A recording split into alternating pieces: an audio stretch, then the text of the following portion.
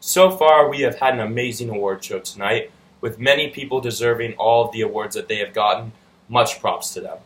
But now we will be moving on to the Humanitarian Award, to someone that truly deserves it and worked his whole life for the people of South Africa and for the people of the world, trying to let everyone know that you are not supposed to judge someone by the color of their skin, but by what is on the inside, and that's what truly matters.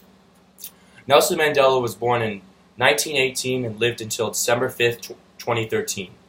He was the South African president, and he did this after serving 27 years in prison.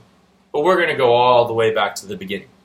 Nelson Mandela was born a farmer's son in a rural setting, and at a very young age, the National Party of South Africa decided that 80% of land in South Africa would be devoted to Caucasian people, and the rest of the 20% would be divided up between the Africans there. Now, that seems really unfair, right? So he saw at a young age that they were already discriminating against him just because of the color of his skin. They don't know who he was. They didn't know who his father was and how hard of a worker they all were. But because he was African and black, they decided that he was of a lesser person. And we had thought that that was all over with, right? We had dealt with that in America and other parts of the world, and now we truly see that you can make a change. One person can make a change. Nelson Mandela was a perfect model for that. He went to school at the University of South Africa and also at the University of London, which is a very hard school to get into, so unbelievable feats for him. In 1941, he joined the African National Congress, which fought to end apartheid in South Africa, which was a really big deal. And he was arrested several times, actually 5 times to be exact, and he got out of 4 of them. One time he represented himself in front of a full jury, and he fought to get himself out of perjury charges and treason, which is just unbelievable feat for him to be able to represent himself and tell the people of South Africa that he wasn't doing anything wrong. He was just speaking his truth. Now, while in prison, the 27 years like I stated, the ANC, or the African National Congress, was banned by the government because they were trying to end apartheid and stop what they were doing successfully.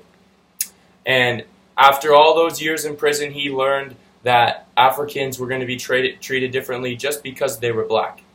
And that's kind of the underlying factor here, is that he decided to make a change, and that's why he's winning the Humanitarian Award, because of his work for people.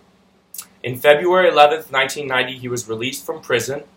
And in 1993, he discussed with the National Congress in Africa that was already holding a position with the ANC to end apartheid and come together as one whole country, one whole working class, trying to work towards the same goal of ending apartheid and ending discrimination against Africans just because they were black.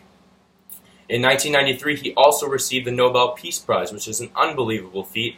Other people like Albert Einstein, President Barack Obama won one, and also Mahatma Gandhi. So there's lots of people who have won the Nobel Peace Prize that have changed the world forever, and Nelson Mandela is just another one of them.